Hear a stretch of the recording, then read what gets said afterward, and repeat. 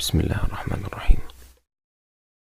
قال إني عبد الله آتاني الكتاب وجعلني نبيا وجعلني مباركا أينما كنت وأوصاني بالصلاة والزكاة ما دمت حيا وبرا بوالدتي ولم يجعلني جبارا شقيا والسلام علي يوم ولدت ويوم أموت ويوم أبعث حيا.